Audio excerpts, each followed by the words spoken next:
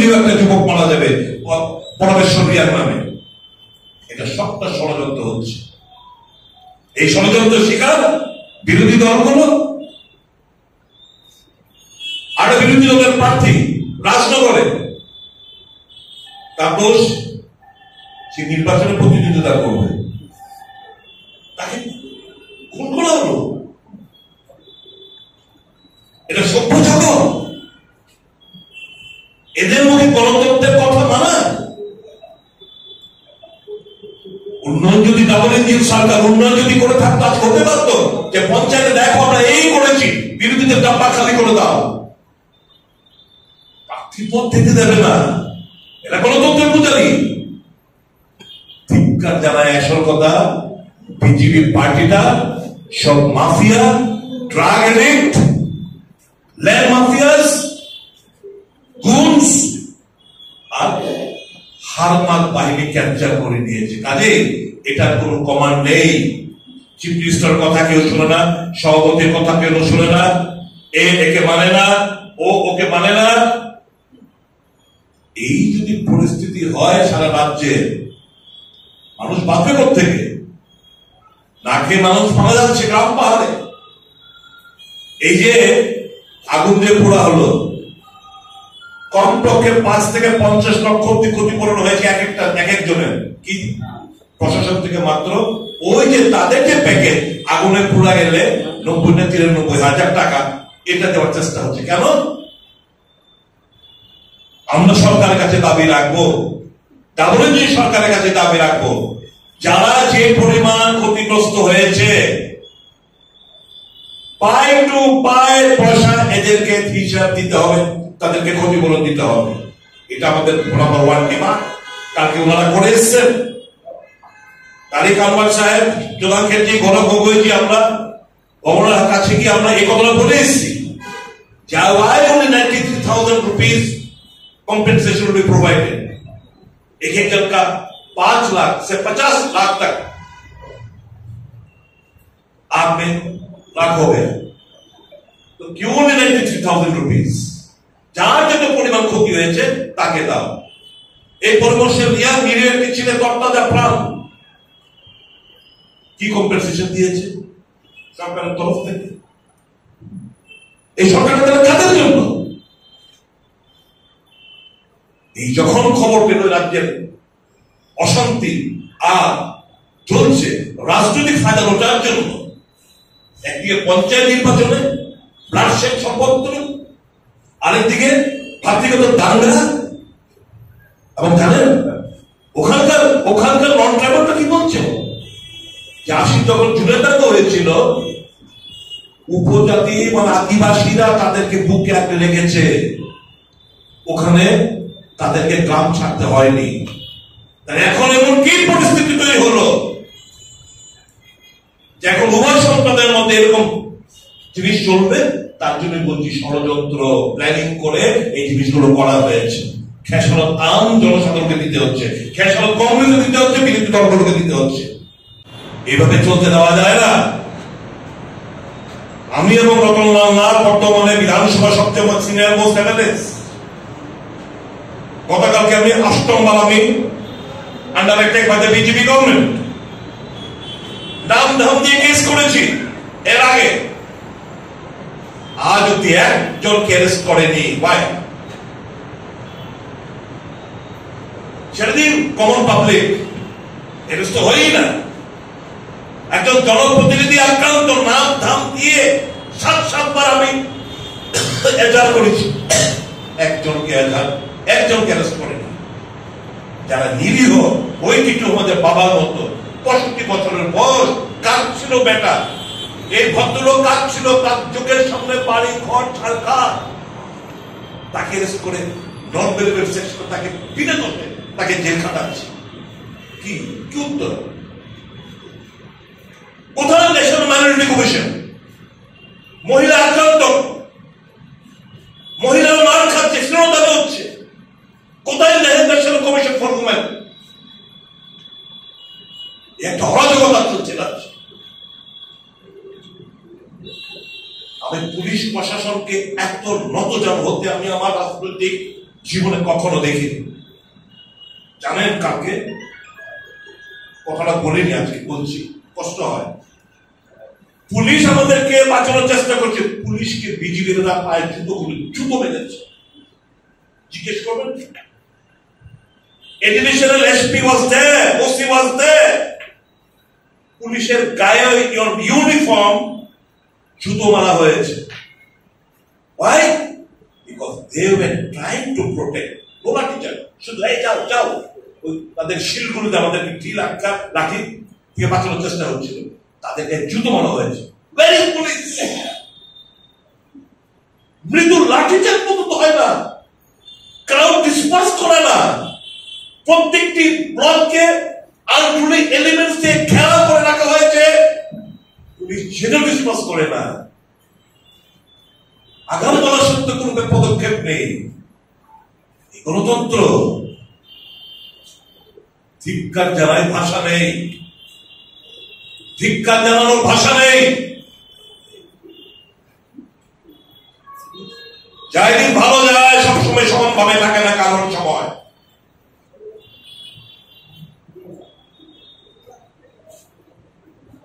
যতটুকু আঘাত করবে আগামী দিন যতটুকু সইতে পারবে। This is the nature, this is প্রকৃতির নিয়ম এটা। I want to remind that. আমরা প্রতিহিংসার পরায়ণ না বলে বলছে, we want to conquer Tripura through love, mohabbat, pyar. Someone or the other is to put and stop. কেউ না কেউ এই অরাজকতা, এই ব্লাডশেড বন্ধ করতে হবে। এটা কংগ্রেস ছাড়া কেউ, এই শিক্ষা কংগ্রেস ছাড়া অন্য কোন রাজনৈতিক দলের নেই। হিংসার মতো হিংসা নয়, আমাদের ইনচার্জ আমাদের বলে গেছে। তাই যদি কেউ ভেবে থাকে এই সমস্ত করে আমাদেরকে দাবিয়ে রাখবে, আমরা ঘাবড়ে যাব, আমরা টেক্সট নেব, ভুল করলে আমরা দ্বিগুণ শক্তিতে আরো অগ্রসর হব। আমরা আবার নতুন ভাবে সংগঠিত হব মানুষের স্বার্থে। কালকে আমি বলেছিলাম, যারা আক্রমণ করলো তাদেরকে আমরা ঘৃণা করি না, কিন্তু এই কাণ্ড কারখানা ঘৃণা করে নিন্দা জানাই। Hate the sin, not the sinner is the preaching of Mahatma Gandhi. We believe in that. আমরা অপরাধটাকে আমরা ঘৃণা বর্ষাই, অপরাধীদের না। তাদেরকে ব্যবহার করছে রাজনৈতিক দাদারা, গুন্ডা পান্ডারা। আমি বলবো সংযত হন। প্রার্থী দিতে দিলেন না ৩,৩৮৩ জনকে গতকালকে। এখন আগামীকাল বলবেন, স্ক্রুটিনির উজ্জ্বল ফল বলবেন, বিরোধী তো প্রার্থী নাই, আমরা কি প্রার্থী দিয়ে দিবনি? গত নির্বাচনে একই কথা কইছিলেন, অনেক বিজেপি করে আমরা কি বিজেপি থেকে প্রার্থীও তাদেরকে দিব নাকি? দিতে দিলেন না কেন? আমাদের গতকালকে এই ৩,৩৮৩ জনকে এই দক্ষিণ থেকে আরম্ভ করে ধলাই অব্দি প্রত্যেকটি ব্লকে। আমি কুমারঘাটের কথা বলছি না, আমাদের কাছে ফিগার আছে 3,383। আমি আবার রিপিট করছি, গতকালকে 3,383 গ্রাম পঞ্চায়েত এবং পঞ্চায়েত সমিতির নমিনেশন আমাদের ক্যান্ডিডেটরা দিতে পারেনি।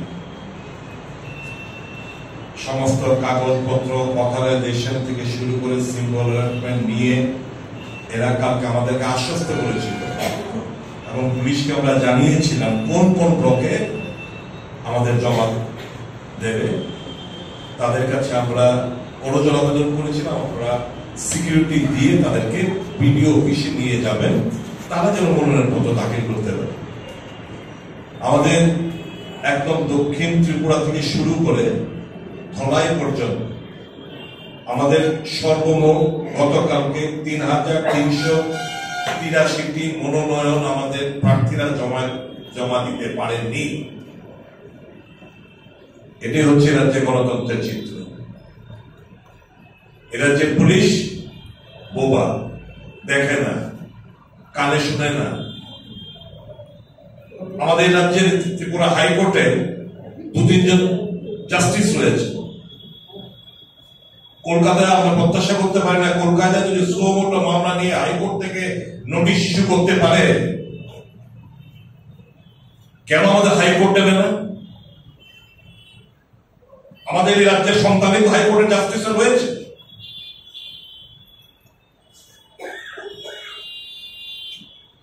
আমি তার জন্য কালকে বলেছি, আমরা যেখানে গেছি স্থানীয় মিডিয়াদের বলা হয়েছে খাবার না করার জন্য। এই মারপিট, ঢিল ছোড়া, পেট্রোল বোমা ছোড়া, অ্যাসিড মারা কোন ফুটেজ কেউ নিতে পারবে না। হুলিয়াজারি বিশ্বাস করবে না, খবর নিয়ে দেখুন আপনাদের করসপন্ডেন্টদের। সোনামুড়া, বিশালগড়, উদয়পুর, দক্ষিণ ত্রিপুরা, যে কোনো জায়গায় খবর নিয়ে দেখুন কি হচ্ছে। তাহলে media succumb under pressure, judiciary succumb under pressure, executive succumb under pressure. আমরা যাবো কোথায়? ভয়াবহ অগ্নিগর্ভ পরিস্থিতি আছে। আইন শৃঙ্খলা প্রণালীতে এখন তো শুনতে পাচ্ছি নিজেদের মধ্যে লড়াই। একটা গোষ্ঠী চিফ মিনিস্টার, বর্তমান চিফ মিনিস্টারকে কালেমালিপ্ত করতে চাইছে, তাকে উৎখাত করতে চাইছে।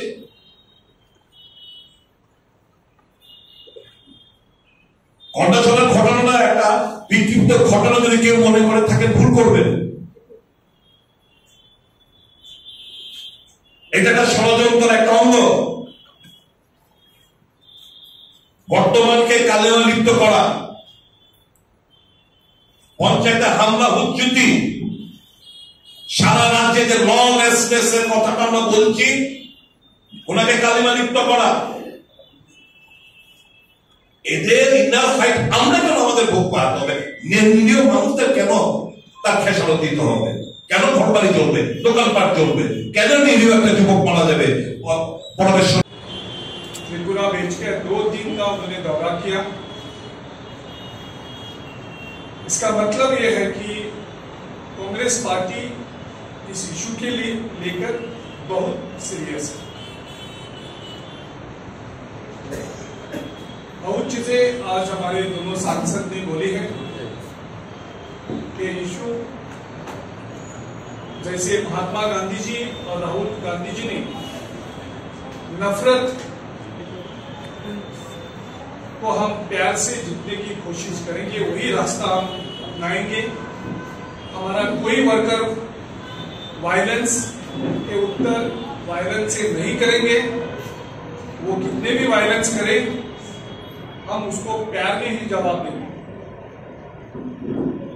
वायलेंस का रिफ्लेक्शन हम वायलेंस से नहीं करेंगे। अभी तक हमारे वर्कर्स और लीडर्स ने सब कुछ, कल हमारे सीनियर लीडर इनको भी पत्थरबाजी की जब वो सपोर्ट करने गया, नॉमिनेशन फाइल करने गया। ये कौन सा राम राज्य है? मैं नरेंद्र मोदी जी को पूछना चाहता हूं, अमित शाह जी को पूछना चाहता हूं, आप सबने इतने साल लोगों को बताया कि हम राम राज्य लाए। राम राज्य में ऐसा वायलेंस कभी भी नहीं देखा। राम राज्य में किसी को नॉमिनेशन फाइल करने से रोकते हैं, वो भी वायलेंस नहीं।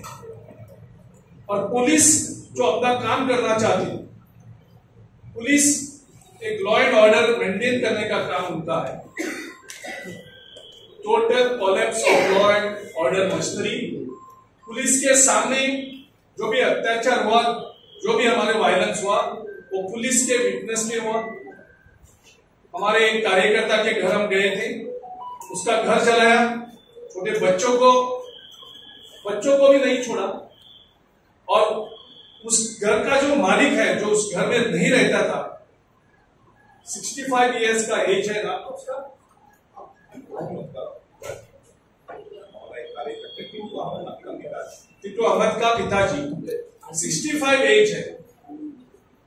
पहली बार देखा है इस राम राज्य में आपको घर पे अटैक होता है, आपका घर जलाया जाता है, आपके घर में घुस के तोड़मोड़ होता है, आपकी गाड़ी तोड़ी जाती है और अरेस्ट कौन होता है? घर के मालिक। 65 इयर्स ओल्ड। और कौन से सेक्शन लगाते हैं? Attempt to murder. 65 years old जिसके घर में आप जलाए। मुझे लगता है जितनी हमारी जिम्मेदारी है, त्रिपुरा की मीडिया की भी उतनी जिम्मेदारी है ताकि एक लॉ एंड ऑर्डर मेंटेन हो, लोगों को सुरक्षित महसूस हो। और ये सब देखते हुए हमें लग रहा है कि this is the beginning of the end of BJP in Tripura. क्योंकि जब कोई वायलेंस पे आता है वो उनका वीकनेस है। वायलेंस कब करता है? जब आपके पास विकल्प और नहीं रहता, आप हारने को जा रहा है, आपकी जमीन हाथ से जा रहा है, आपका पावर हाथ से जा रहा है, तभी जो सत्ता वाले लोग वायलेंस को अपनाते हैं। और हमें लगता है कि सीनियर जो लीडर्स आज आए हैं तो पार्लियामेंट में भी आएंगे। और मैं दोनों को धन्यवाद देता हूँ, तारिक अनवर जी को और गोगोई जी को, कि आज इतने दूर आए और 2 दिन हमारे लिए